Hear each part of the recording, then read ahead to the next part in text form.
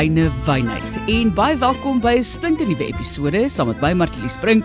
En vandag gee ons vir jou inspirasie vir jou vakansiebraai met die wynmaker egpaar Corlia Fourie, Bertus Fourie. Corlia is die wynmaker by Bosman Adama. Bertus Fourie ken jy ook van Vuur en Vlam, die kokkedoorreeks waarop hy was, en hy is verantwoordelik vir Koffie Pinotage, wat hy jare gelede ontdek het. Daai storie 'n bietjie later. Ons proef van Bosman Adama se wyne in die ateljee en sê wat jy daarby kan voorsit vir jou gaste tydens die feestyd. Maar eers is dit tyd, gepraat van fees, vir my wyn van die week. En hierdie wyn het ek 'n paar jaar gelede vir die eerste keer gedrink en ek was net uit die veld geslaan met die kwaliteit. 'n Heerlike kap klassiek vir jou feestafel en dit is die Laborie Blanc de Blanc MCC. 100% Chardonnay en alles van 'n bietjie sitrus wat jy ervaar daarmee, baie volheid, neute, diepte, jy gaan dit geniet. En ek het vir Kobus van 'n Merwe die wynmaker gevra oor die sukses van die Blanc de Blanc.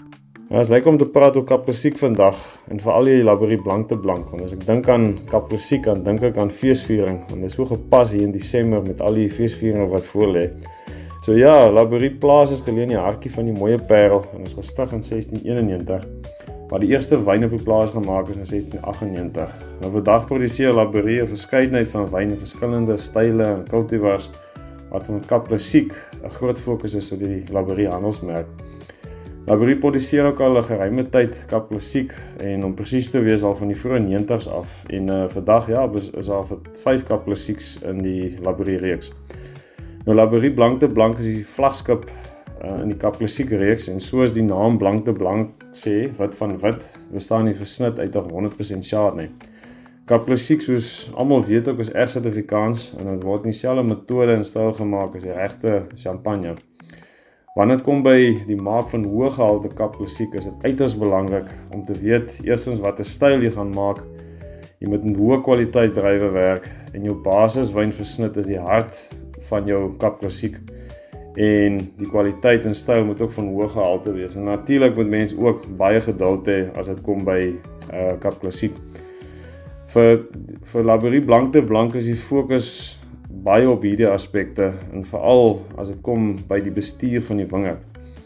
So wanneer dit kom by Paastyd, doen ons 'n seleksie in die wingerd waar as die wingerdblok in verskillende komponente of gedeeltes opdeel en dan hierdie verskillende gedeeltes pas ons dan in verskillende tye en verskillende rypheidsgrade.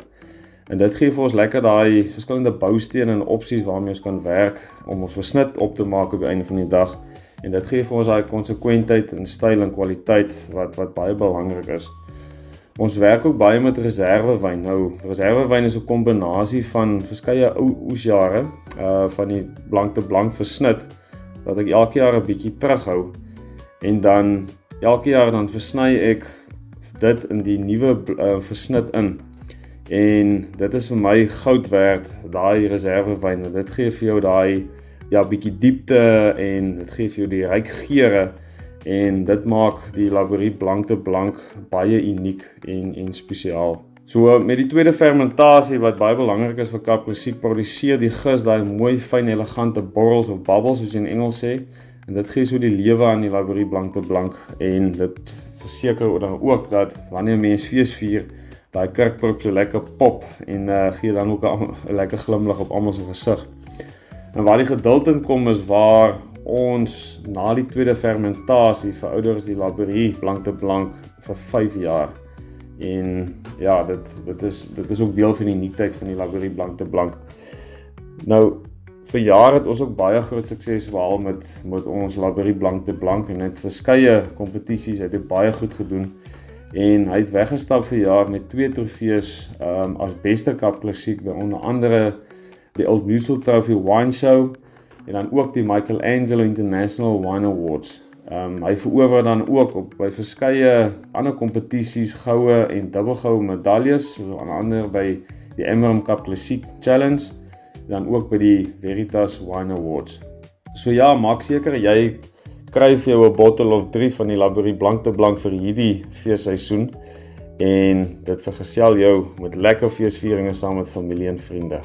Baie dankie Kobus van der Merwe, die wynmaker by Laborie oor daardie blank te blank. Jy luister na die Reine Wynheid en onthou jy's baie welkom om vir my terugvoer te gee. Sê vir my bietjie wat is jou gunsteling wyn? Ek sal graag van jou wil hoor.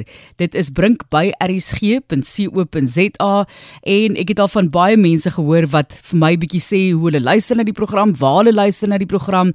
Theo Koetser het terloops vir my laat weet sy kort antwoord oor sy gunsteling wyn is die Meerlus Merlot. Dis 'n baie mooi storie en hy vertel, soos 'n mens maar jonk en pas getroud is geld vir goeie wyn nie op die bo-punt van jou begrotingslys nie.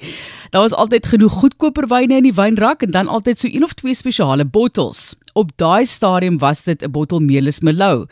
Pasgetroude vroutjie besluit hoe die wynrak moet geskuif word en daar word aan die rak getrek sonder om eers die bottels met kosbare vog uit te haal.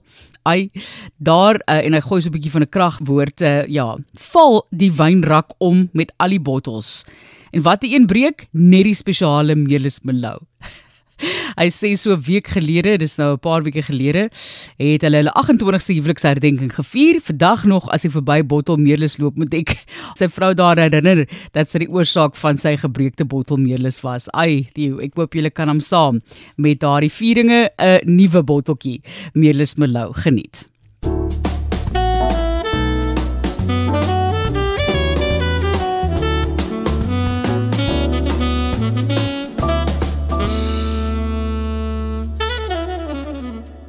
Dit is 'n fees hier in die ateljee en ons gaan vir jou idees gee vir jou heerlike onthaal oor die feestyd en net vir jou lekker lus maak vir goeie kos en goeie wyn. En ons spot so 'n bietjie in die ateljee en sê nog nooit was daar oesters en chef Meinhard se kerskoek met blou kaas op een bordjie nie, want dit is hoe ons dit saam met wyne gaan geniet hier in die ateljee vandag. En dit is die paartjie wat ek altyd al baie meer van wil leer. Ek ken hulle so bietjie, maar ek wil hulle storie en agtergrond meer van leer hier in die ateljee. Ons het in die glas Bosman Adama wyne en op die bordjie het ons die idees van Asador.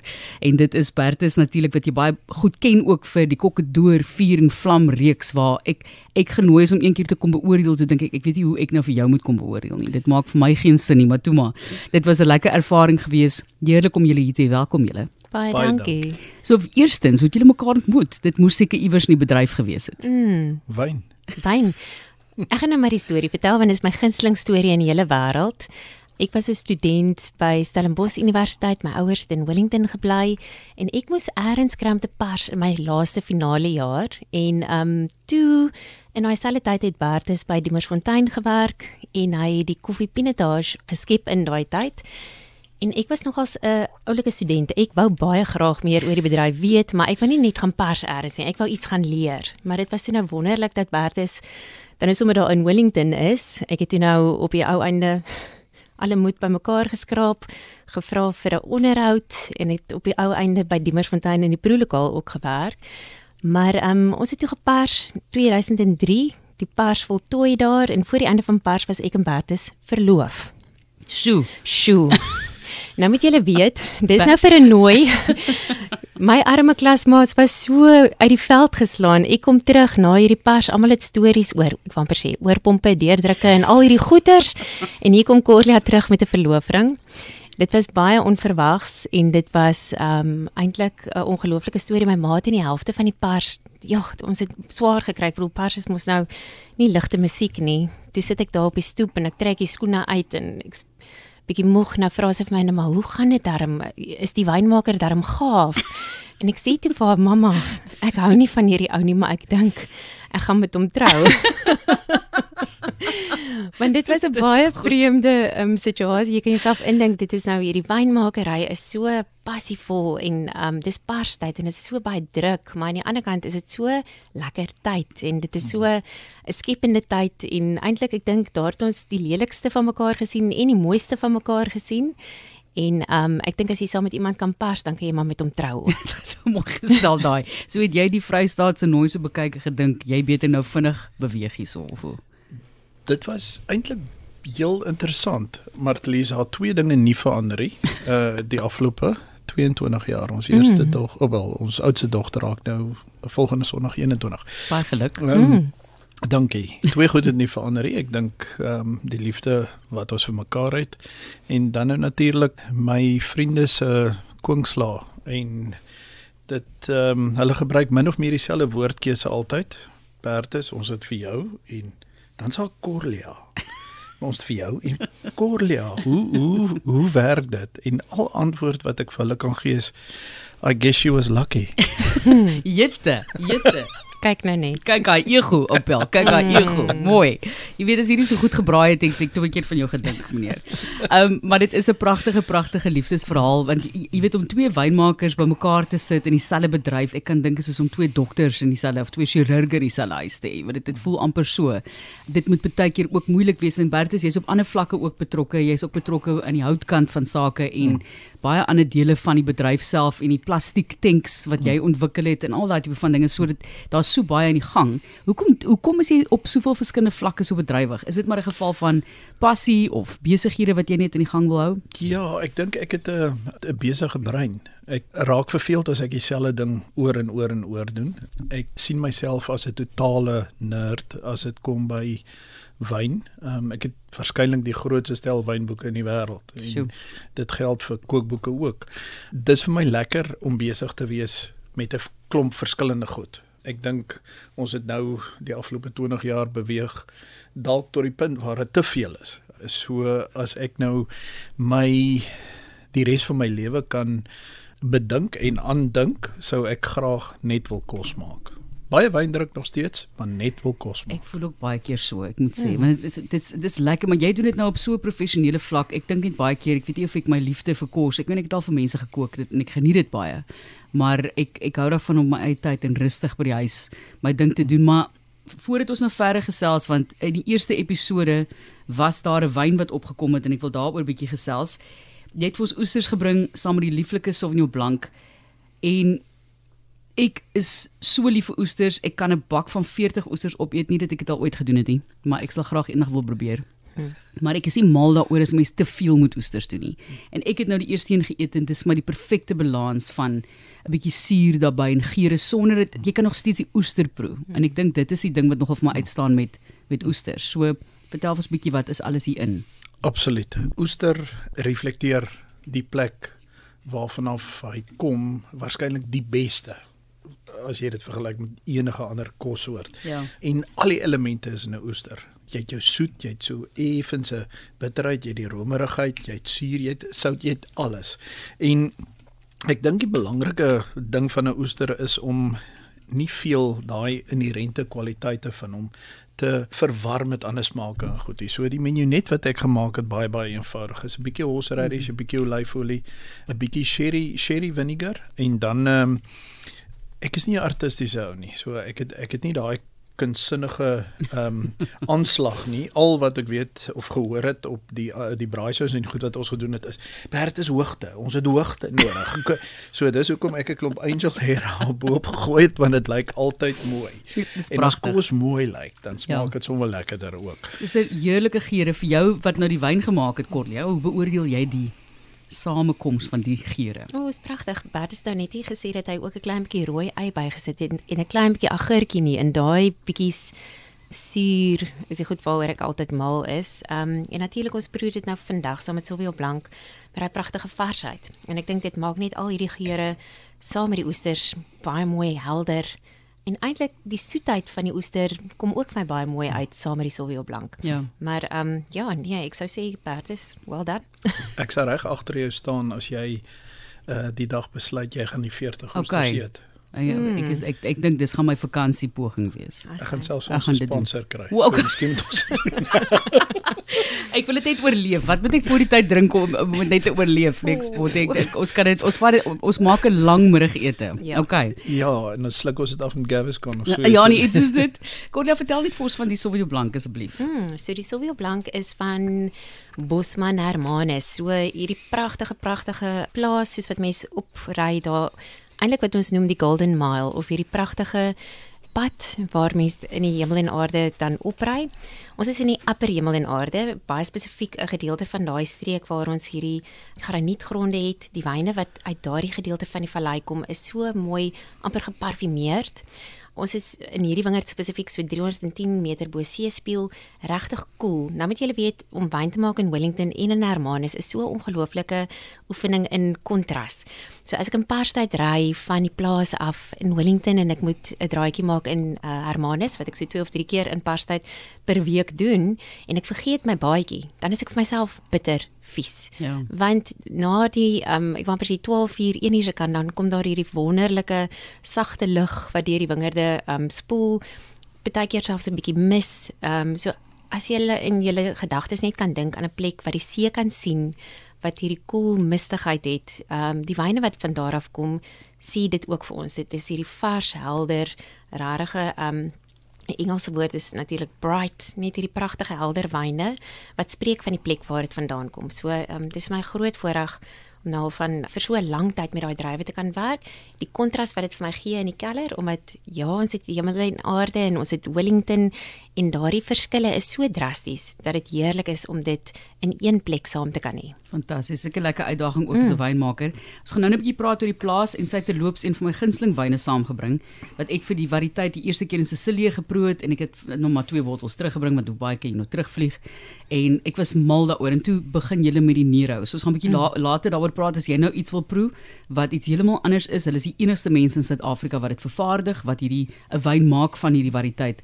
Dit is later saam met Meinhard se koek, se kerskoek hier in die ateljee. Alles vir 'n goeie doel. Ek sê natuurlik is die hele kerskoekie is maar 'n bietjie chocolate wat is so, dit jy weet jy dink jy eet kerskoekie.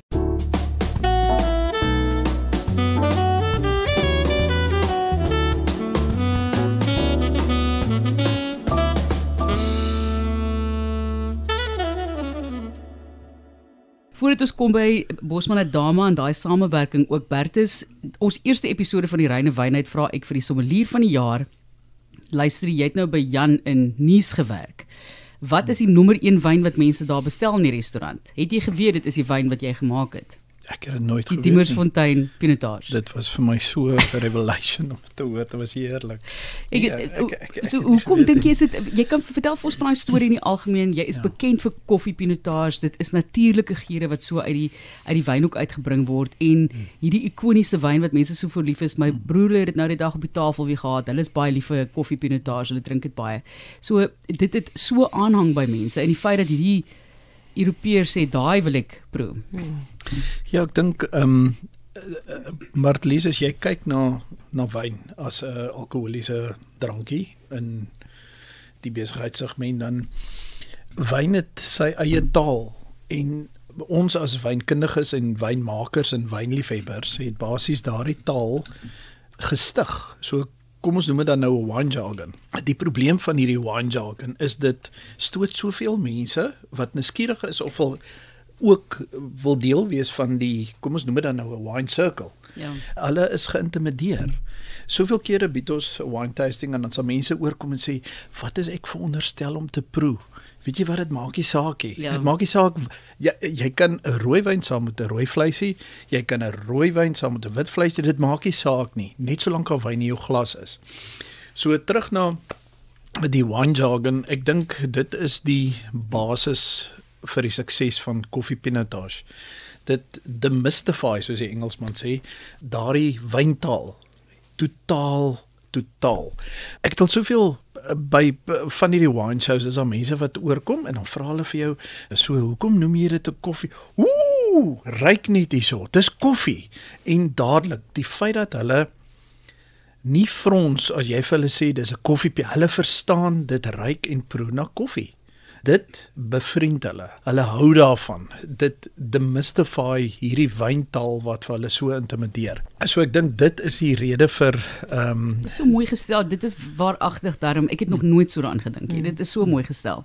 Want ek meen, jy weet, ons praat baie daaroor spesifiek in die program. Ek wil hê die reine wynheid moet vir enigiemand wees. ja, Jy verseker. weet my eerste bottel wat ek toe nou gaan gepraat het, is Chateau Libertas. Ek wil selfs 'n laer alkoholwyne bespreek want ek wil hê juist dit moet vir almal wees. Dit moenie net altyd 'n bottel van 350, 500 meer wees wat 'n mens oor praat nie. Alhoewel ek meen, soos ek sê, ons die kinders nie 'n koppie skoene nie, so ons kan hom seker maar bietjie meer in daai rigting ondersteun. Absoluut. Maar dit is so belangrik wat jy daar sê. Ja, voordat ons handelsmerke gaan sterk word, moet ons eers ons basis vergroot en dit is om mekaar se wyne ondersteun, ja. Ja, en om minder van hierdie wine jargon Definitief. weet so hoe die koffiepinotage gebeur. Ek was in 1999 het ek my graad gekry by die universiteit en op baie stadium het ek 'n beurs gekry om nagraad te studeer spesifiek op die effek van verskillende houtsoorte en tannine en al daai tipe goed op die kom ons noem dit dan nou die fenoliese persoonlikheid van rooiwyne. 2001 was my eerste kommersiële pars by Diemersfontein en dit was net 'n mal jaar, behalwe dat ek 'n groentjie was en verskriklik op my senuwees was dit ook 'n absolute chaos in die wingerd. Alles was ryp in daai jaar en ek moes net spasie maak in hierdie garage. Dit was toe baie stadium nog 'n garage, nie regtig kelder nie. Die pinotage was nog aan die gis en ons het hom gedruk en hy is na hout toe. En toe ek die volgende oggend in die kelder instap, toe sit asof ek in 'n Starbucks inloop. Ek het my ma dadelik gebel en gesê, ma, jy asseblief bid almal vir my, want vandag verloor ek my werk. Sy sê, hoekom, wat gaan aan? Ek sê, ek ruik die pinotage gis nie, ek ruik net koffie. En dit was die begin van 12,000 liter koffiepinotage, wat nou al oor die afgelope 25 jaar ontwikkel het in paar miljoen liter en verskillende handelsmerke en dit sê vir my dat as jy kyk na die groei van die gewildheid daarvan, dit sê iets van die verbruiker. Dit sê iets van iets skep wat die verbruiker van hou. En dit is waaroor wyn gaan. Jy moet iets maak in die glas sit wat almal kan geniet. Ja. Die barista is ook mos bekend. Dit is mos die naam wat jy ook gekies het. Ek dink dis 'n fantastiese naam.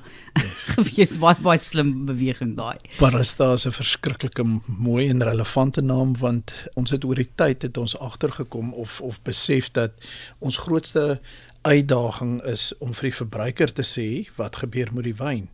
En die meeste mense weet wat 'n barista is en koffie. Hoekom sal dit koffie wees totdat hulle dit proe? Maar ten minste vat hulle dit van die rak af en dit is die belangrike gedeelte. Ondersteun mense, ondersteun. Lieflike storie daai, né? Dis so dat iets so natuurlik sal ontwikkel en iets wat jy dink, dis 'n fout, is op die ou end toe nou hierdie fantastiese konsep vir mense.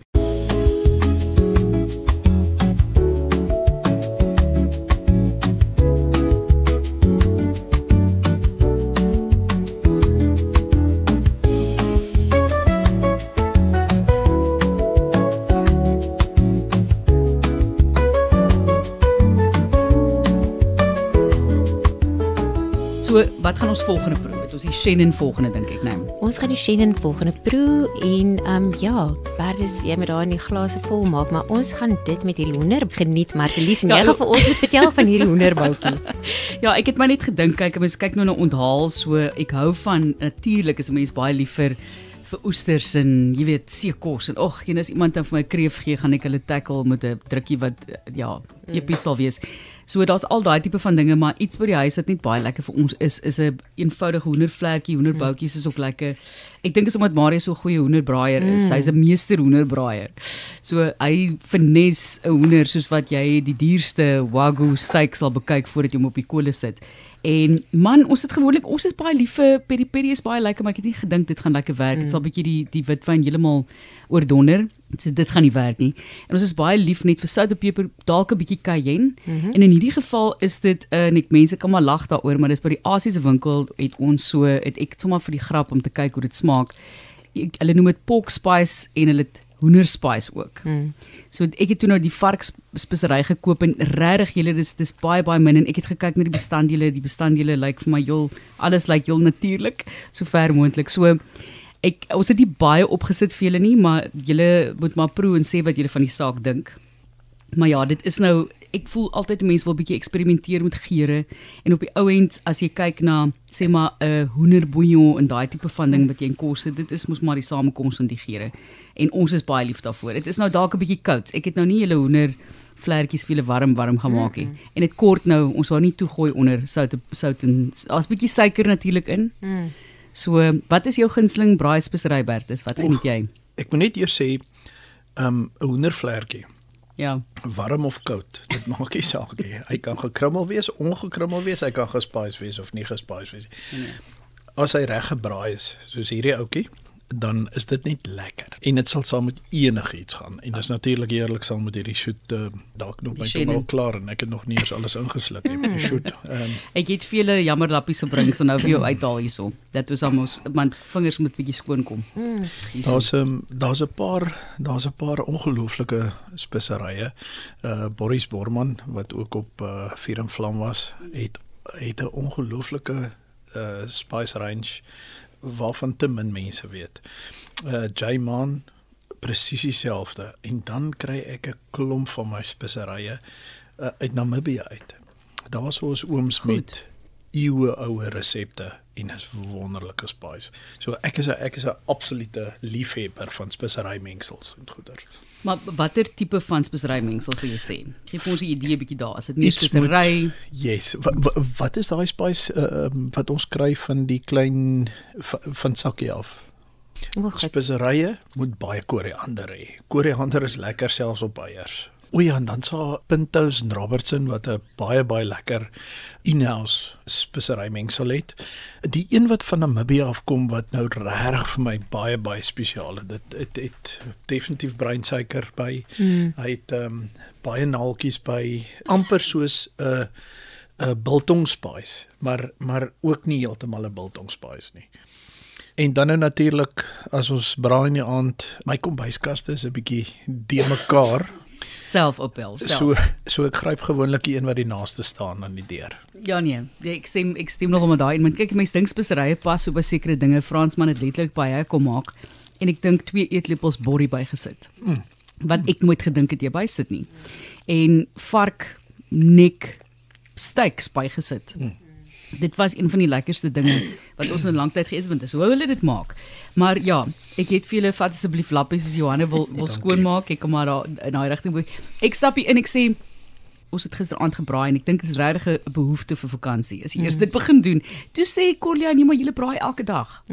Dis die heilige ware. Elke dag. Ja. En die ander ding is, ek dink mense kyk vir my en Bertus so en dan dink hulle ons eet elke aand vleis en dit is ook nie waar nie. Hierdie Bertus het die ongelooflike manier om die wonderlikste groentes op die vuur net na nuwe hoogtes toe te vat. Ek moet sê iets soos 'n prei, nê? Ek kan nie vir julle sê hoe lekker is daai preie wat so sag, amper soos murg op die vuur net gaar gemaak word. Dit is so soet op die ou einde. Ja. So ek bedoel enigiets wat mense op die vuur gooi, kry net 'n ander dimensie en die feit dat mense dan nou eintlik daar terapie, ja, dis terapie om te sit en kyk hoe hierdie kos op die vuur gaar gemaak word. So ek dink vir my en vir Bertus is elke aand se terapie voor die vuur waarskynlik ook wat in die afgelope 22 jaar dinge vir ons laat werk het. Ja, die afskakel, neem 'n oomblik, want dit is my so mooi wat jy ook nou daar sê. Kyk Bertus het ook vir ons voor die tyd genoem, jy weet, ek dink jy sal ooit onthaal waar ons nie die vuur aangesteek het nie. So ek het op 'n stadium 'n artikel gelees waar hulle sê as jy knoffel braai iewers in 'n pan, soos wat my gaste ingestap kom dat dit hulle welkom voel, dis hoe ek voel oor die vuur. Absoluut. Daai reuk laat jou welkom voel. Maar ek wil net gou vinnig vra oor groente, want ek is nogal groot op groente braai. Ek dink jy kan so baie doen, broccoli byvoorbeeld, kool, daai tipe van ding. Jy gou jou gunsteling wenk met 'n groente braai vir 'n hoof of bygereg. Ek het iets gesien van ek dink dit is dit. Jy het dit 'n artikel vir iemand gemaak. Is dit dit was kool steaks. Ons is baie lief. Ons is baie lief vir blomkoolsteaks en jy het net nou gesels oor die Chinese winkels en die wonderlike, hulle het regtig wonderlike goed. En baie van daai geure verleen dit self tot braai en wat ons doen. Ja. So ek wil amper vir luisteraars uitnooi om te sê gaan kyk na wat daai mense het. Dit is regtig waar lekker. En jy neem 'n foto en jy sit dit op Google Translate en dan sal dit vir jou sê. Wat sal moet ek waarop staan want jy weet nie altyd waarop staan nie. So dit is maar net 'n wenk. Goed Bertus. So ons vat baie keer sommer 'n heel koolkop en ons balanseer hom net in 'n bietjie water. Haal hom uit, smeer hom lekker dik met miso en hy gaan in die vuur in. Ja, wit miso. Pragtig, heerlik. Pragtig. My gunsteling is 'n Indiese dis. Hulle noem dit Bhutta Kakees en dit is basies 'n mielie risotto. Jy vat eenvoudig die mielies van hulle Stronk af, stamme, ja.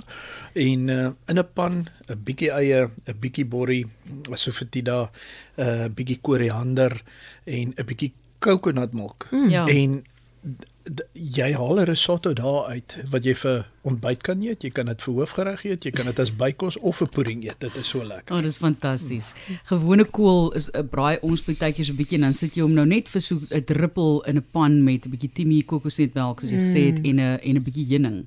En dat jy hom net so klein bietjie afkook.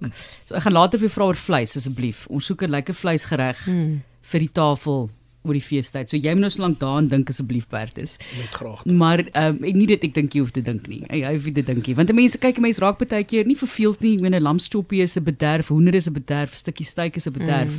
Maar so nou en dan soek 'n mens net iets interessant.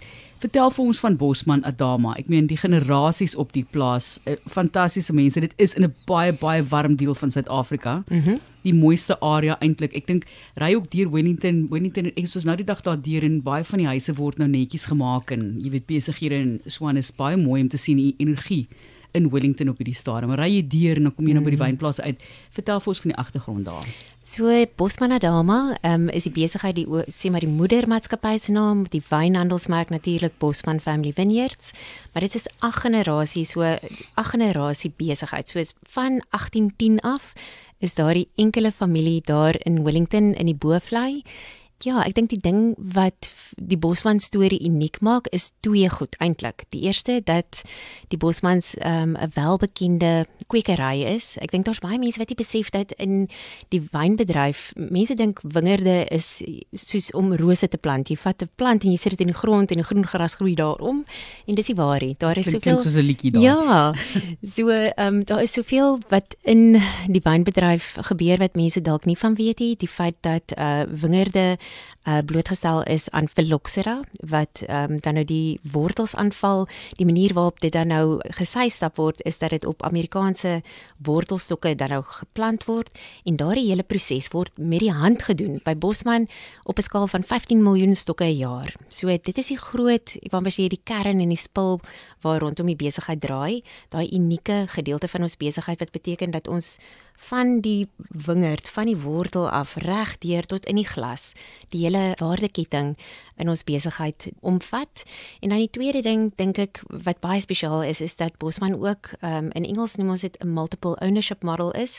Dit gaan daaroor dat van 2009 af die werkers van die plaas, en ons praat nou hier van 500 permanente werkers, dat die werkers ook 'n aandeel in hierdie besigheid het. 26% en dit beteken nie net in 'n wyn of in 'n handelsmerkie, maar ons praat hier van plase, ons praat van wingerde, kwekery en besigheid. En ek dink dit maak 'n baie groot verskil as die mense wat besig is met daai dagtaak ook eienaarskap het en besef dat elke liewe bietjie wat hulle bydra ook deel van hulle eie storie is. So dis die 2 goed wat vir my uitstaan van die Bosman storie. Dis 'n massiewe ondernemings, ek dink op die skaal wat daar op daai plaas gewerk word en om op skaal kwaliteit te lewer. Ons het so 'n bietjie daaroor gepraat met Diemersdal en hulle 6 wyne wat nou 5 sterre gekry het en is 'n groot plaas, jy weet wat ek bedoel, en hoe jy dit regkry op daai vlak en daai skaal. Ek dink ek het al julle wyne al geproe. Ek was al 'n paar keer daar en ons ondersteun.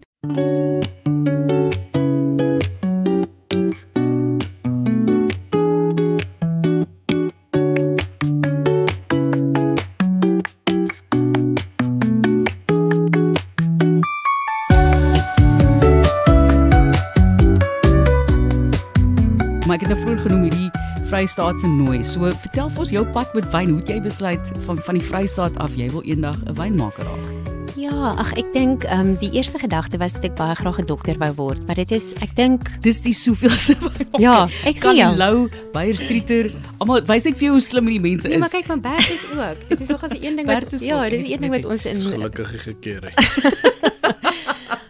Maar ek dink daar moet ek nou eerlik wees. Ek dink hier in die 90s was daar so half, ons sê vir mekaar dat dit nie so lank gelede was nie, maar dit was 'n tyd waarin as jy dan nou sê maar hard geleer het op skool, daar so 'n paar dinge was wat mense gedink het jy gaan doen. En dit het vir my sin gemaak.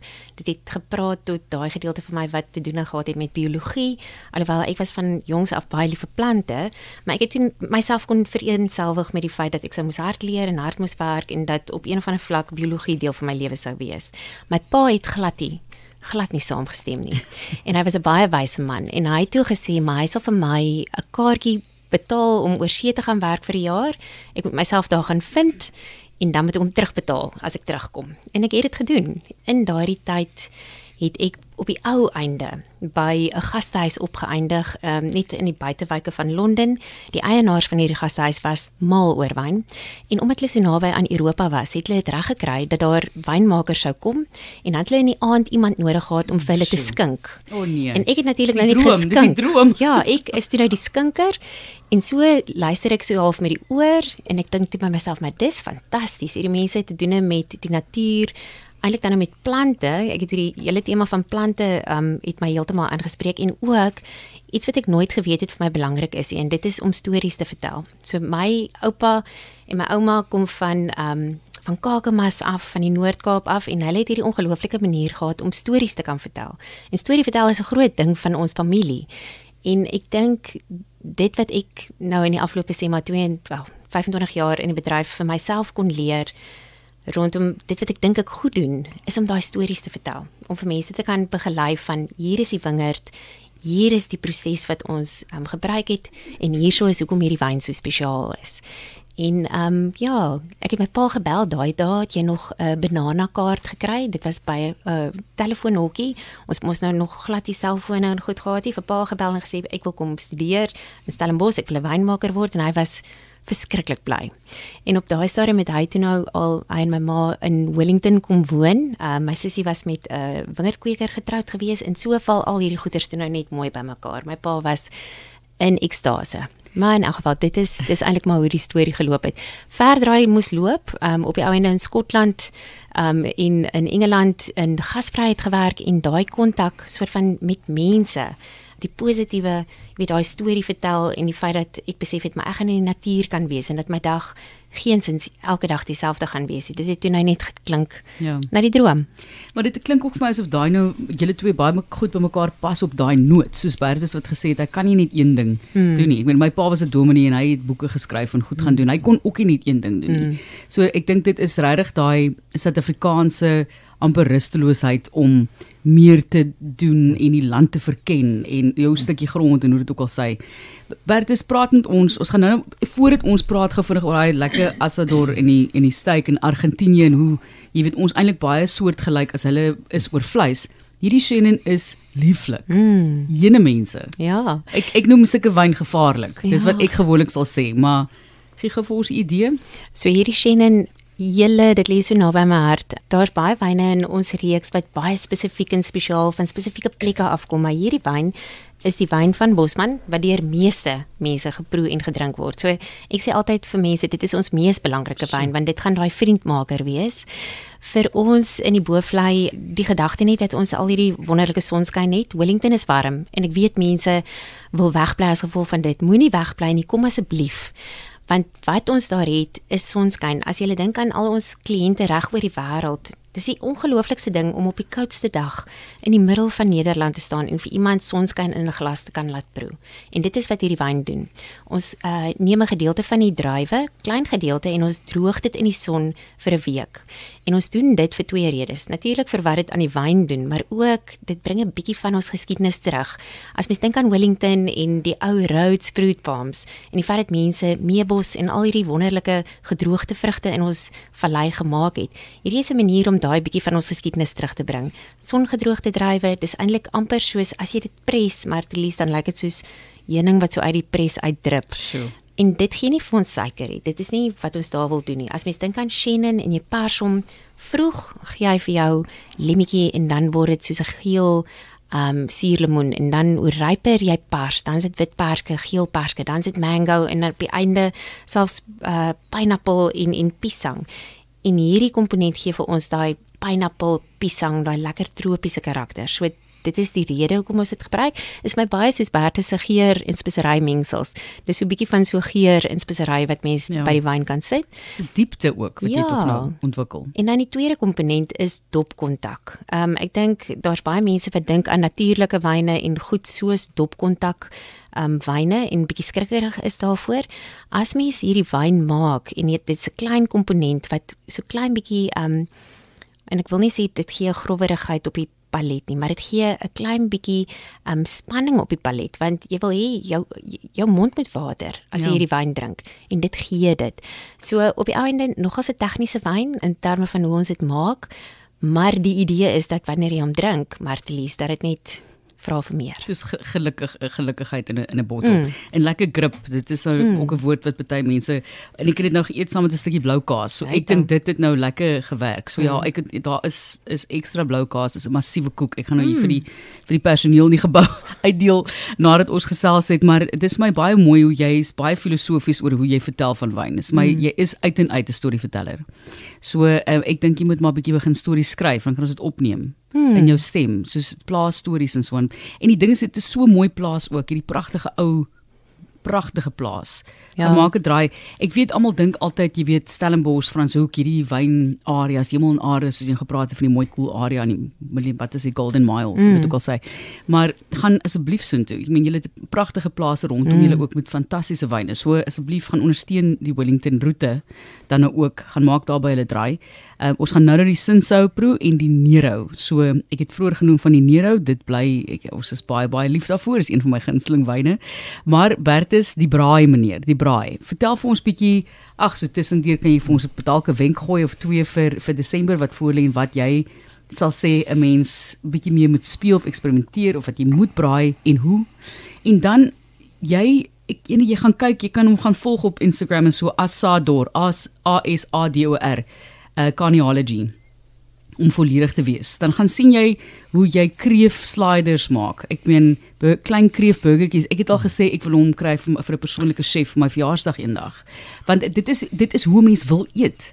Jy soek iets, ek gaan nou die woord dainty gebruik, fyn, en dan soek jy iets net regtig lekker vleis, en daai balans is wat ek sien. Jy het eendag 'n funksie gedoen iewers, ek weet nie waar dit was nie, dalk iewers in Mosambiek of iets, maar ja.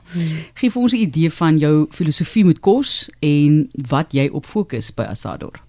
Ek moet sê, ek is heeltemal in verwondering om so te sit te luister na my vrou, want die woordkeuses wat sy gebruik, dit is altyd reg, of dit nou is as sy van wyn praat, of oor kos praat, of selfs met my praat, of my baklei, my backwater altyd so.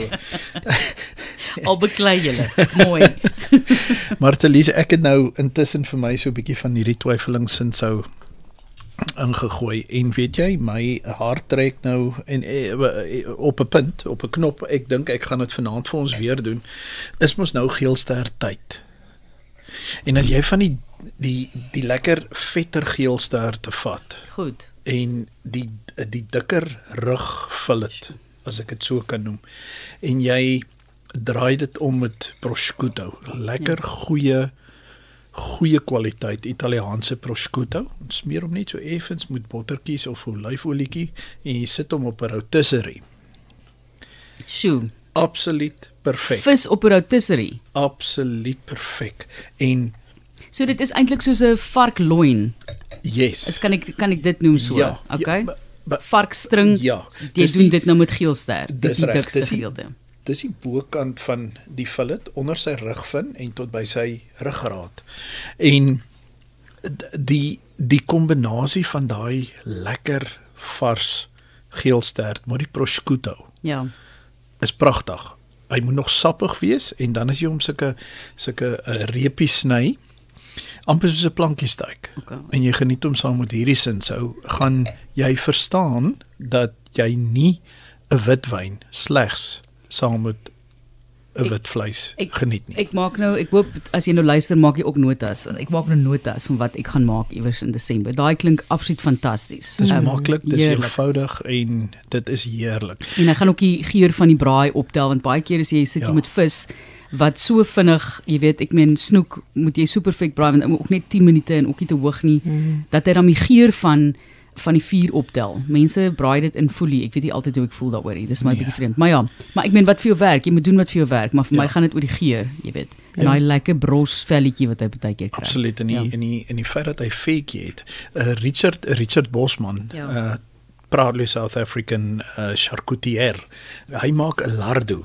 So dit is mos net die cured fat. Jy kan selfs dit gebruik, want die punt is die vetterigheid van die prosciutto of die lardo hou die vis so lekker sappig dat dit 'n fees is om dit te eet na die tyd. Okay. Geelstert, ek sê nou dik stuk met prosciutto. Okay. Daar's ons my eerste gereg wat ek gaan opsit vir die Desember tyd. Ek hou daarvan om 'n spyskaart self saam te stel, goed wat ek wil maak. Ek het nou sommer gegaan op een slag klomp vleis gaan koop. En nou kan jy net speel met wat jy het. Of gaan koop nou maar as jy nou verder wil kyk. Maar hoe ver gaan jy met jou, ek meen jy het nou die dag hoor ek by Corlia vir die hele naweek gaan kos maak, weg van die huis af. Dit is ook nie altyd maklik om alles saam te vat wat jy nodig het om 'n suksesvolle funksie aan te bied op verskillende vlakke. Ek meen jy doen nou alles van, jy weet, heel lam oor 'n spit en al daai tipe van dinge tot 'n kreefstertjie. So gee vir ons 'n idee van hoe daai hele storie werk. Dit kan nogal 'n gedoente wees. Dit het in 2017 gebeur na 'n vergadering in die Kaap. Het ek huis toe gery en 'n vriendin, Angela Jordan, het vir my gebel en gesê, Bertie, sou jy graag wil braai vir 'n klomp mense? En ek het vir haar gesê, natuurlik. Sy sê, ja nee, ek het geweet jy sou daarvan hou. Hoe voel jy om te braai vir 800 mense? En dit is waar ek al my spaargeld verloor het, want ek het 'n monstrosity van 'n food truck gebou en waarskynlik Suid-Afrika se grootste rotisserie. Sjoe. So daarin doen ons 'n klomp goed. Maar ek en Corlia en ons hele gesin eintlik hou van eksperimenteer. Die enigste ene wat dalk 'n bietjie vaskop is Mia. Sy hou nie baie van vleis nie, sy hou van groente en as daar verskillende groente is, mag dit nie aan mekaar raak in die bord nie. So maar dis 'n uitdaging vir jou ook. Dit hou jou op jou tone, dink ek daai, né? Laat jou werk. Ek verkies dit so. So dit inspireer my om haar te beïndruk met 'n eenvoudige maar elevated groente dis. So ons doen verskillende goed op die vuur. Ons hou daarvan om te gesels oor, ek wil nie sê fine dining nie, want alhoewel ons daai woordkeuse gebruik, is dit eintlik net disse wat oorwegend tradisioneel is, goed so skilpaadjies. Ons sal 'n skilpaadjie vat en ons sal dalk een van ons ander tradisionele disse saam daarmee doen, soos byvoorbeeld umfino. Umfino het ek deur Ashley Dokter geleer, is eintlik 'n ding wat al ouer is as Suid-Afrika. Dit is 'n klomp blare en knoffel en eie en goeters wat net stadig gestoom word, en as mens Asiese komponente daarby sit, is dit heerlik en dit elevate eintlik enige dis. Curries, een van my gunsteling goed is een van Marco Pierre White se disse, waar hy die varkpoot ontbeen, stadig kook en dan daai lekker sagte gelatine-agtige vel stop met hoender en dit brys. Dit is ongelooflik lekker. Hierdie jaar het ons by die Mosambiekse festival, en ons is Asador is een van 3 spanne wat Suid-Afrika verteenwoordig by die Mosambiekse Braai Festival. Hierdie jaar was dit die 4de keer en hulle het my gevra om 'n heel volstruis te doen. Jo. So ons die hele volstruis gedoen.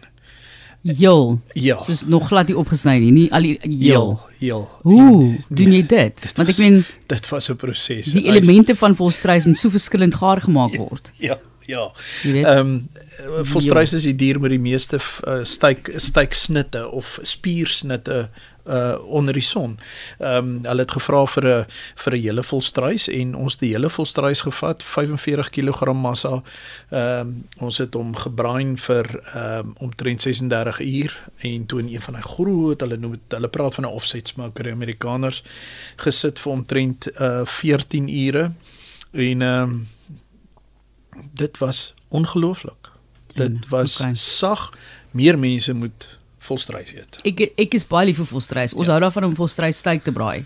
O ja. Of 'n volstruis nekpotjie. Ek gaan nie 'n hele volstruis gaatjie. Gaan jy maar aan met wat jy doen. Ek weet nie of ek kan sien vir daai een nie, maar dit is slim om hom eers bietjie in 'n soutmengsel en brine te laat lê. Jy weet dat jy eers net vir hom kans gee om so 'n bietjie geur te trek en nie te droog te raak en so nie. Ja. Dit is 'n interessante een daai. Ons het hom natuurlik Ek gaan dit geëindig op onthou. een van die ons het sommer 'n varkput gebou en onderlaag het die ding so oopgemaak op die ou end en ons het ek weet dit moes waarskynlik 20 kg botter gewees en 'n klomp appelsap en die spul wat op die ou end daar uitmekaar uitgeval het was regtig waar. Ek wil nog eendag dit met 'n vark kan doen. Om 'n heel vark so onder blare in die grond gaar te maak. Eendag gaan ek daai gaan ek doen. Dit wil ek baie graag doen. Ek het nog net brood so gebak. Dis al wat ek nog so gedoen het. Nee, Martelies, ek wil tog iets sê. Jy het vir Bertus gevra hoe lyk die logistiek agter so 'n funksie. Ek dink as ek nou dink aan Bertus en sy wynmaak al daai jare,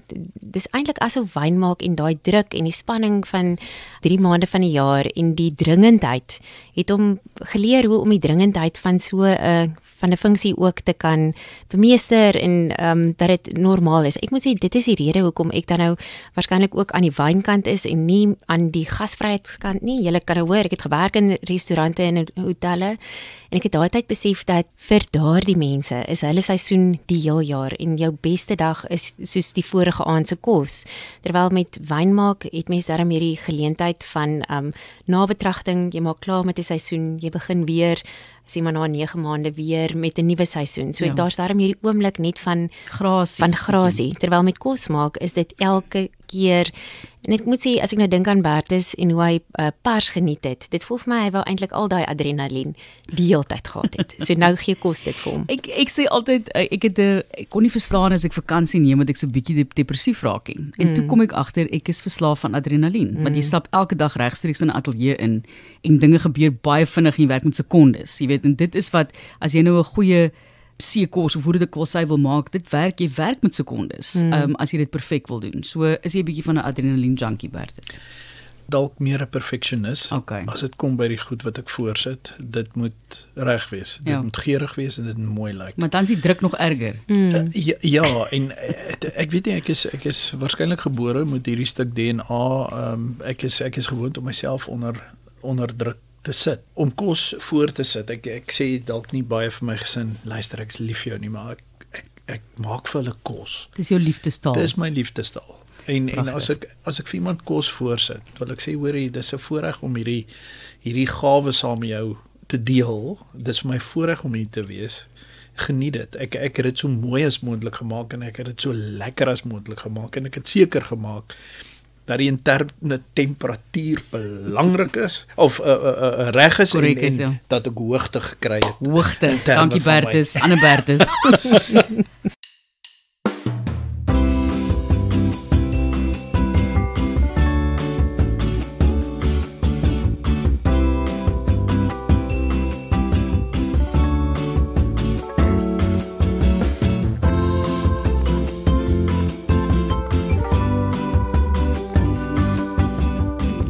Vertel vir ons voor ons kom by die Nero van die twyfeling asseblief. Die Sinsou en julle spel hom sonder L. Daai storie maak my moeg. L of sonder L. Sinsolt of Sinsou. Ja, maar dit is nou weer daai wynjargon waarvan Bertus vroeër gepraat het nie.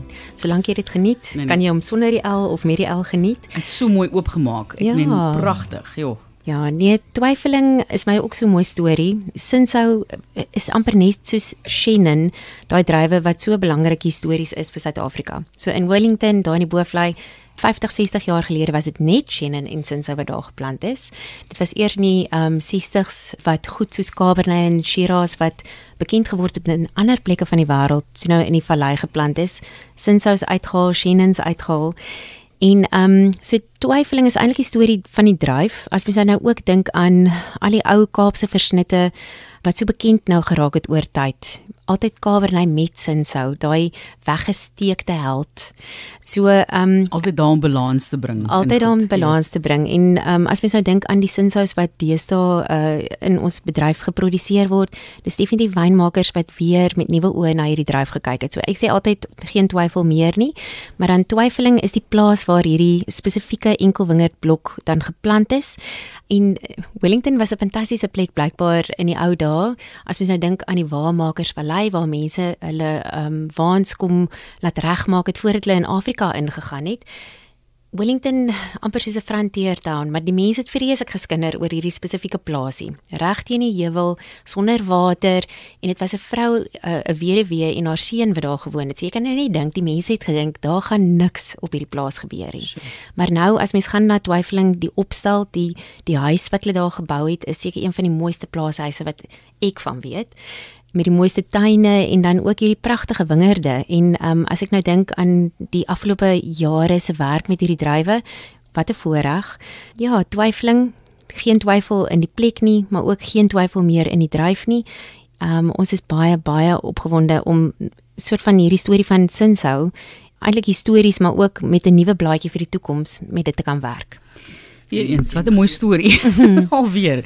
En geen twyfel oor wat Platter van hulle dink nie. My vrou sal nie spog oor nie, maar ek kan Gooi daar 'n paar Platter. Die beste Cinsault in Suid-Afrika. Ag, fantasties. 5 ster. Ek het geweet ek het hom baie lanklaas geproe, maar jy kan duidelik, dit is 'n spesiale wyn. Dis regtig lieflik. En hy is nou, as jy nou dink aan rooiwyn vir die somer, dit is eintlik 'n goeie rooiwyn vir die somer. Is dit hom in die yskas? Sommer direk in die yskas, en teen die tyd wat jy hom drink is hy by 18 of 5. Ja. Ek weet dit is wat ek nou gedoen het oornag vir ons, so hy was koud toe ons daar in Wellington vertrek het vanoggend, maar ten minste ja, ek dink die varsheid wat in rooiwyne uitkom teen die regte temperatuur is lekker. Ja, dit is verskriklik, dit is baie mooi hierdie. Gaan gee dit 'n proe asseblief. Twyfeling Cinsault, Bosman Dama. Ons het die Nero laastens en die koek met die blou kaas. So kom ons kyk hoe hy ook smaak, en dan om af te sluit, is ek jammer om vir julle te sê het, maar het ek 5 vrae wat julle nou so vinnig moet beantwoord as julle nie omgee nie. So Bertus, ek dink jy het klaar antwoord vir die eerste vraag. Maar wat is die meeste geld wat jy nog ooit op iets spandeer het en jou vrou vir jou bietjie kwaad was? Die Thermomix. Ek wou sê, dit is dalk dit. Die Thermomix, ja? R26,000, want ek het die huis verkoop, en ek mag nie skuld maak nie, en sy het dit begin gebruik, en she fell in love with it. So, okay. Thermomix? Ja, so dis, die redemption was goed geweest. Ek moet sê, ek was baie gespanne toe die stukkie tegnologie in ons kombuis opgedaag het. Maar ja, ek moet sê, die enigste rede hoekom ek so lief is daarvoor, is dit beteken daar is net een ding wat gewas moet word, en nie elke liewe pan in ons huisie, want dis ongelukkig ook kronies wat in ons huis gebeur, is dat werd is elke liewe lepeltjie en elke liewe virkie wat daar is, gebruik. Almal wil 'n Thermomix hê. Okay, ek gaan dit nou dadelik op my, ek gaan nou kyk. Ek weet dis 'n klomp geld. Cordia, as daar enigiets wat jy gekoop het, wat baie geld was, wat hy so 'n bietjie oorgewonder het. Nee, nooit. Sien, ek het geweet ek moenie eens vir die vraag vra nie. Nee, absoluut nooit. Okay. Nooit. So 'n Vrystaatse ordentlike, jy weet, spaarsamige hoofmeisie. Ai, fooi. Die beste wyn oomblik van jou lewe. Dit mag nie Bosman Dama wees nie. Dit spreek jou vry van verantwoordelikheid om jou vrou te ondersteun in die antwoord. Daar is 2.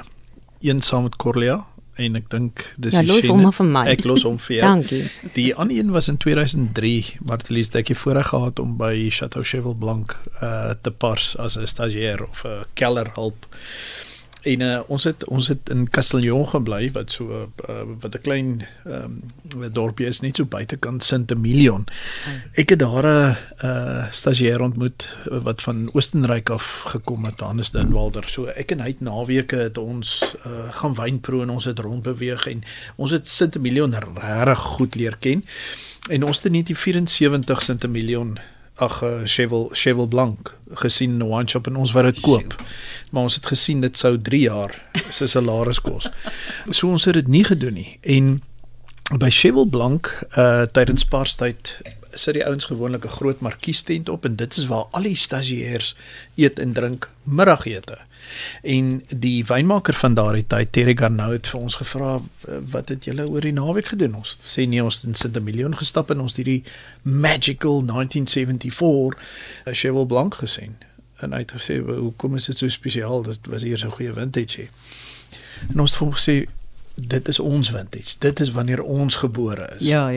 Hy het opgestaan, verdwyn, teruggekom na 'n halfuur, en 'n bottel 1974 Chateau Cheval Blanc vir my en vir Hannes neergesit. Sjoe. En dit was net die mees perfekte wynoomblik van my lewe. Was dit toe so lekker? Of was dit net Dit spesiaal want dit is 'n jaar? ongekirk gewees, dit sou lekker gewees het. En interessant genoeg, dit is die ding van kos en wyn.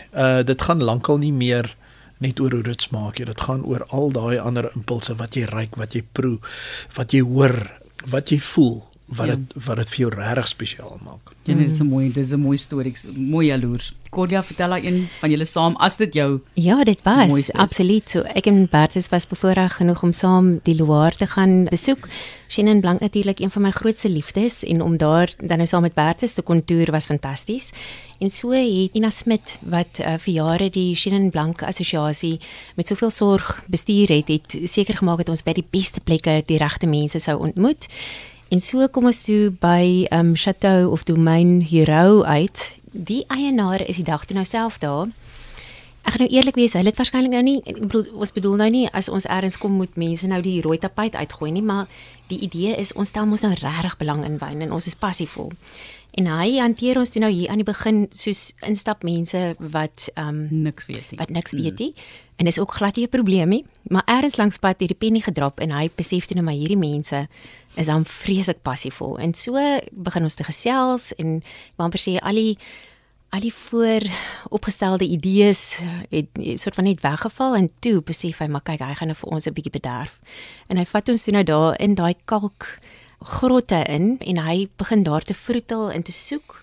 En hy haal daar 'n bottel uit. En die bottel word toe nou vir ons neergesit en hy sukkel toe nou vreeslik om die kurk uit te haal. Maar op die kurkie, so kort ou kurkie, staan daar toe Victoire. En dit is toe 'n wêreldoorlog wyn. Sy oeroupa grootjie was die enigste vigneron wat in daai jare klein bietjie swaal gehad het. So hy was eintlik die enigste persoon wat kon pers en 'n klein bietjie wyn kon maak. En op die ou einde het hulle die kurkie laat kom van Portugal af, Victoire, aan die einde van die oorlog daarop laat druk en dit was die enigste wyn in die hele vallei gewees. En hy maak toe daai wyn vir ons oop daar. Maar dat ek sit en huil. En Bertus het trane in die oë en hy huil toe nou ook later aan. Om te dink dat iets met soveel geskiedenis en die feit dat hy dit met ons gedeel het. So spesiaal. Baie spesiaal. Jou wyn en kos guilty pleasure. So een van 'n garage pie saam met 'n toeganklike Sauvignon Blanc of iets soos dit. Iets wat jy nie noodwendig hardop vir mense vertel nie. 'n McDonald's burger, die gewone kaasburgertjie met 2 ekstra snytjies kaas. Met 'n wat? Wie, dis lekker saam met Merlot, Cabernet, Cheval Blanc, dit maak nie saak nie. Ja, Dis ek net dink blerry lekker. Ek maak saak daai ene nie. Ek hou van daai een. Hier is net nie om die draai as ek vergeet om te eet of iets, dan stop ek vir 'n gewone klein cheeseburger. Absoluut. Ek is nie pretensieus oor kos nie. Ek hou waarvan ek hou en McDonald's kaasburger is lekker. Corlia, het jy 'n guilty pleasure? Ja, ek sou sê dit spreek maar net tot die feit dat ek mal is oor soutgoeders en ek is nogals mal oor goed met tekstuur. So daar is 'n winkelgroep wat chips maak van groente en dis die soet patat enetjie. Ek hoop julle weet wat se een, maar hy het nogals lekker baie sout op. En ek hou daarvan saam met 'n kap klassiek. Sout met 'n bietjie vonkel. Sy. En jy het 'n bietjie soet ook van die patat chippie, nie te soet nie, net so ek hou van daai. Ek is ook 'n sout. Uit en uit gee vir my sout bo enigiets anders. So die grootste fout wat al ooit met jou in die keller gebeur het. Gits. Kyk, die grootste fout wat gebeur het was, ek het nou maar net daar gestaan. Dit was ek kan nie vir julle sê hoe my gemoed regdeur my sole gevalle toe dit gebeur het, maar ja, vir keiser tentjie, deur afry en om daar te staan en om vir SARS te moet bel en te sê, hier is nou 'n tank wat letterlik in die drain afgeloop het. So dit was net 'n groot ongeluk. Dadelik die regte mense laat kom, maar nie daai gevoel van verlies en totale, want dit moet ek nou ook vir julle sê, vir iemand wat nog nooit in 'n keller was nie, as iets wil uitloop, of as iets 'n kraan wil oop wees, dan gaan daar baie min dinge wees wat jy kan doen om dit te keer. So, daai was waarskynlik die langste 5 minute van my lewe, terwyl ons probeer om iets te red, maar ons kon net nie. Maar ja, maar dit was daarom lank genoeg gelede dat ek dit nie meer fisies voel as ek daaroor praat nie. Bertus, het jy, wel, dit hoef nie so hartverskeurend te wees nie, maar iets wat verkeerd geloop het in die keller. Dit kon hartsverskeurend wees. Dit was in 2004. Ons het in Desember 2003 het ek en my span 'n noodhulpkursus gedoen. En in 2004 het een van my kelderhelpe, ons het op daai stadium met ek en François dag na dag slaap gedoen. En ons was besig om poort te maak en ons het 'n kelder hulp gehad, Pietie. Hy het hierdie snaakse persoonlikheid, hy wil jou altyd skrik maak en hy het dit toe goed gedink om in die tank in te spring. Nee. En op daai stadium was dit ons het port gemaak, so ek het François gesê, hy moet my bel as ons by die punt kom waar ons fortifiseer, en dit was soos die geluk het wou hê 2 uur op 'n Sondagoggend wat nou my beurt was om te slaap. En daar gearriveer sap of die mos gedrein en dit gefortifiseer en dan is die doppe oop en is 'n oop fermenteerder. En ek het so langs die tank gestaan gehoor doef. En toe gil François. En dis toe Pietie wat inspring, nou om vir my skrik te maak as ek die deur onder oopmaak. En Pietie het besef, koolsuurgas is swaar, dit loop lê. Jene. En al wat hom aan die lewe gehou het, was François wat hom aan sy vingerpunte vasgehou het. En hulle het gegly. En op daai stadium, net daai bietjie vashou van François het vir my genoeg tyd gegee om die deur oop te maak en die doppe so bietjie weg te trek en ek het vir Pietie daar sien lê uit soos 'n kers. En ek kan onthou ek het hom net so aan sy voet gegryp. Die liewe Vader gee vir mens daai tyd ongelooflike krag. Ons het hom getrek dwars deur die tank net so uitgesleep buitentoe en toe ek besef dis nou tyd vir noodhulp. Ja. En Pietie het bygekom nie. En toe ek later dan vir Pietie begin slaan op sy bors. En Pietie het toe bygekom. Pietie is hospitaal toe. Woensdag ontslaan. En hy het na my kantoor toe gekom en hy het vir my gevra, ek het vir hom gevra, Pietie, is jy okay? Hy sê, ja nee meneer, ek's fyn. Maar Here meneer, my bors. So ek glo ek het 2 van sy ribbes gebreek. Ja nee, maar dit is wat jy mens baie keer moet doen. Dit is verskriklik. Mense raak heeltemal hysteries. Maar sulke ongelukkies wel gedaan, jy het 'n lewe in die keller gered. Dank die Vader. Ek was nie gereed vir daai antwoord nie. Nee. Dis indrukwekkend. En nou voel die volgende een regtig baie sinneloos, maar goed, as jy 'n wyn was, Corlia, wat sou jy gewees het? Ag julle weet mos ek wil 'n Shannon wees. Maar ek gaan net nou genoeg vleis gee dat julle my moet glo. Shannon is daai vriendmaker, dit is daai wyn in die glas wat nie vir jou gaan uitdaag nie. Dis die wyn wat jou altyd gaan verras. Jy gaan altyd wegstap van 'n glas Shannon met die gedagte, dit was nou 'n lekker ontmoeting. So ek dink veelsidig, vriendelik en dan reg Suid-Afrikaans. Ek sal daai beamoen. Dis baie mooi, pragtig. En Bertus? Blykbaar het ek 'n ou siel. 'n baie ou Weiser Riesling. 'n Weiser Riesling. Jenne. Lekker. Gaan haal hom diep. Ja. Diep. Julle op daai noot gesond. Hoe voel julle nou oor die Nero en die koek saam? Genade. Eersins Meinhard genade, dit is lieflik. Ek hoor jou storie van die sjokolade, Martelies. Hier is dit 'n fantastiese maar, koek. ek dink Meinhard moet vir die mense begin vertel van hierdie kaas en koek kombinasie. Dit is lieflik. Veral ons het nou gepraat oor daai behoefte tot 'n klein bietjie sout. Dit is pragtig. Ek gaan vir hom 'n boodskap stuur. Hulle het so 5 kaase gestuur met die koek. Ja. Maar ek het nog gedink blou kaas is nou die lekkerste een. Gaan werk. Ek weet jy doen Meinhard dit nie, want sy Facebook profiel foto's lyk fantasties aan die gym, maar dis natuurlik hoekom hy gym. Hierdie is absoluut diep ryk. Hemels. Dit is hemels. Ek het ons het al onderhoud met hom gedoen oor sy gewigsverlies, 'n fantastiese storie. En om te dink hy was 'n balletdanser geweest, oorspronklik 'n balletdanser geweest. En hy lyk fantasties. Myne sterkte. Die oefening ek raak moeg as ek vir sy foto's en so kyk. Julle baie dankie. Die Nero is fantasties. Vertel net, jy moet asseblief nou van hierdie variëteit vertel. Die Nero en ek dink die naam is ook net perfek. Ja, Nero beteken nou mos swart, maar die naam van die Siciliaanse druif is Nero d'Avola. So dit is die swart druif van die klein dorpie van Avola. En ek dink toe Petrus Bosman ons die 8ste generasie Bosman toe nou deel geword het van die familiebesigheid, was daar hierdie vraag oor Wellington en die feit dat warmer klimaat, jy weet koel klimaat het toe nou net so seksie geraak, maar nou wat van Wellington? En die terugvoering was maar ons moet kyk na die regte goed wat ons plant en dat op die ou einde dit wat ons plant vars en uniek sal wees en eintlik gaan dit maar oor rakleeftyd van wyne. Warmer klimaat sê vir ons dat daar minder natuurlike suur is wat ook gekoppel is aan die pH van die wyne, maar as ons iets kan vind wat eintlik met 'n vars eie suur in ons gronde en in ons klimaat kan groei, dan is ons kop deur. En Petrus het toe gaan aanklop in Sicilië by die Universiteit van Palermo. Hy is toe nou ook soontoe, hy het 50 stokkies gaan haal en Suid-Afrika toe gebring. Dit was die ou dae, kyk deesdae is wat gebeur in plantverbetering en kultivarbestuur amazing. Jy weet plante kom in weefsel kultuurvorm op agar, op proefbuise in ons land in. En in die ou dae moes dit harde stokkies wees. Ons almal ken die storie of histories van hoe plantmateriaal in die verlede dan ook gesmokkel is in ons bedryf, maar 50 stokkies het hier na toe gekom. Dit het gebeur net voor Kersfees. En na Kersfees het daar natuurlik net 2 van hierdie stokkies oorleef. Nee. So ek sê nog steeds dat dit is die beste 2 stokkies in die hele wêreld, want hulle het hierdie hele reis het hulle oorleef na Suid-Afrika toe. Daai stokkies is geplant en is nog steeds die enigste Nero stokkies in Suid-Afrika. Ag en ek dink vir ons Nero is die naam van die wyn, maar hoe lekker, ons het gepraat oor dat ons wyne moet, dat ons dit meer toeganklik moet maak. Wat vir my lieflik van hierdie wyn is as jy dit skink vir enige iemand, kom dit sonder enige baadjie of sonder enige storie.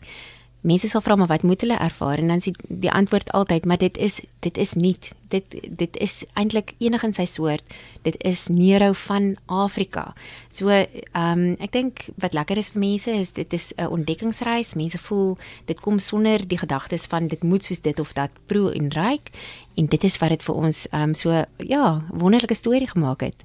Ja, so 'n nuwe dryf, en dan as mens ook dink aan die toekoms, 8 generasie familie, doen nie dit wat hulle doen net vir nou nie, hulle doen dit ook vir die toekoms, en iets soos Nero wat waterwys is, en wat hou van sonskyn, en natuurlik dit wat ons verwag vir die toekoms van wynbou, sê vir ons dat dit 'n baie goeie dryf is vir die toekoms van Suid-Afrika. So mooi gestel. Baie dankie en gesondheid op die Nero. As jy dit nog nie geproe het nie, maak 'n plan. Kry vir jou bottel dat jy iets bietjie op palet ook ontwikkel. Sê ek altyd met ander variëteite. Julle baie dankie. Ek het hierdie gesprek nou so geniet. Ons kan nog lank praat, maar ons dink aan julle met die Parstyd wat voorlê. Heerlike feestyd. Dankie vir die lekker idees. En nou kan jy gaan en jy stiek daai vuurtjie aan en jou mense onthaal. En ek het so 'n paar jaar terug daai koek gebraai terloops. Hy braai lekker. Jy het nie dat jy hoef botter te smeer nie, want ons genoeg botter in, maar jy braai vir hom en dan sit jy roomys bo-op en smel. Dit is verskriklik lekker. Julle baie dankie, gesondheid op die volgende oesjaar. Baie dankie Martelies. Gesondheid. Bye. Baie dankie weer eens aan my gaste, Corlia en Bertus vir hier in die ateljee. Wat 'n lieflike kuier en geniet die onthaal om die vuur. Hierdie feestyd en onthou Stief, my e-pos brink@rsg.co.za, maar ek sluit af met my wynfeit vir die week. Die Speyer wynbottel, Romerwyn, wat in 1867 naby Speyer in Duitsland gevind is, word wyd beskou as die wêreld se oudste oorblywende onoopgemaakte bottel wat wyn bevat, wat dateer dit ongeveer 325 tot 350 na Christus en is bekend vir sy unieke bewaring, insluitend olyfolie en 'n wasseel. Op daai noot, totsiens van my kant, Martelies Brink en die Reine Wynheid.